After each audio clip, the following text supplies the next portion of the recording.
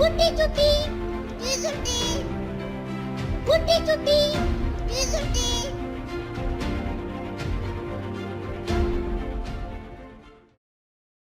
அடுத்ததா பாத்தீங்கன்னா முத்தமிழ் அறிஞர் கலைஞர் அவர்களின் புறநானூற்று தாய் உரைநடை கவிதையை வாசிக்கிறதுக்காக வராங்க.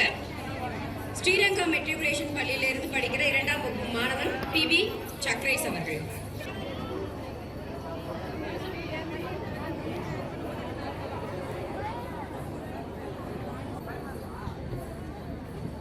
அனைவருக்கும் வணக்கம்.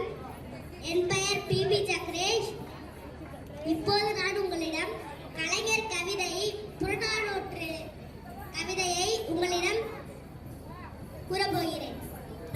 குடிசைதான் ஒரு புறத்தில் கூறிய வேல்வாள் வரிசையாய் அமைத்திருக்கும் மையத்தை பிடிப்பதற்கும் வெண்பகை முடிப்பதற்கும் வடித்து வைத்த படைக்களம் போல் மின்னும் மிளிரும் புலியின் குகைநிலை அழகில்லை புதுமை அல்லன்று கிளியும் மெய்சிலிருப்பும் கீழிறங்கும் தன்மையும் தலைக்காட்டா மானத்தின் உறைவிடம் மரவன் மாளிகை இல்லத்து வாயிலே கிண்ணத்து சோற்றோடு வெள்ளத்தை சிறிது கலந்து வயிற்றுக்கு வழி எடுப்ப பொக்கை வாய்தனை திறந்து பிடியண்ணம் எடுத்து போட்டான் பெருநரை கிளவி ஒருத்தி. ஓடி வந்தான் ஒரு வீரன் ஒரு சேதி பாட்டி என்றான். ஆடி வந்த சிறுமி போல் பெருமூச்சி வாங்குகின்றாய் ஆண்மகனா நீ தம்பி, மூச்சுக்கு மூச்சு இடைவேளை ஏற்படட்டும், பின் பேச்சுக்கு தொடக்கம் செய் என்றால் கிண்டலுக்கு பேர் போன கிழட்டு தமிழச்சி. வேடிக்கை நேரம் இதுவல்ல பாட்டி, உன் வாடிக்கை கேளியை விட்டுவிடு, மடிந்தா உன் மகன் களத்தில் என்றான். மனம் முடிந்து நிமிர்ந்தால் தாய் கிழவி. ஒரு முறை தாயம் மாடுகையில் காய்களை வெட்டுவதுண்டு, களமும் அதுதான். காயம் மார்பிலா முதுகிலா கழறுவாய் என்றான். முதுகில் என்றான். கிழவி துடித்தனர், இதயம் வெடித்தனர், வாழை எடுத்தனர். உலகு ஒழிக்க திக்கை நோக்கி குடுக்கினார் வேகம். கோழைக்கு பால் கொடுத்தேன் குப்புற விழுந்து கிடக்கும் மோளைக்கு பேர் போர் வீரனாம். முன்பொரு நாள் பாய்ந்து வந்த ஈட்டிக்கு பதில் சொல்ல மார்பை காட்டி சாய்த்து கிடந்தார் என் சாகாத கண்ணாளர். அவனுக்கு பிறந்தானா? அடடா மானனெங்கே?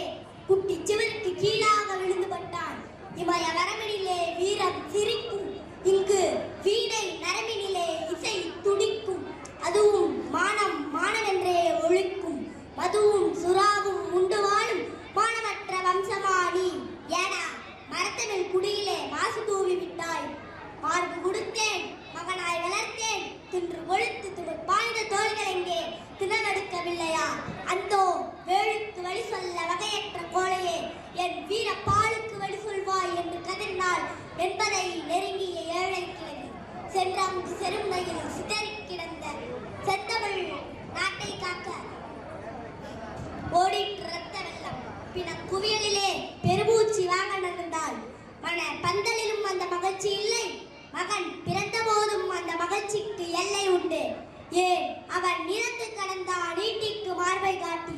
இதை கண்டால் இதயம் குளிர்ந்தால், இனி எதை கண்டாலும் கவலை இல்லை, என் மகன் வீரனாய் இறந்தான் என்றாள். அடுத்தறிய இருந்தேன் அவன் குடித்த மார்பை. அடடா கருத்தெறிய பொய் சொன்ன கயவனெங்கே? வாளெங்கே?